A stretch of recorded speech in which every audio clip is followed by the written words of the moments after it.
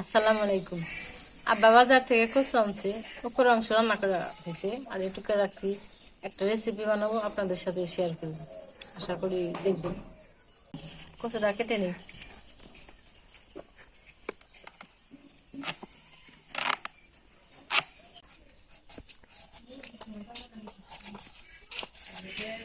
কেটে নিই, তাই একটু আজকে বাদাম ছাড়াই রান্না করবো। বাদাম দিয়ে রান্না করলে ভালো লাগে।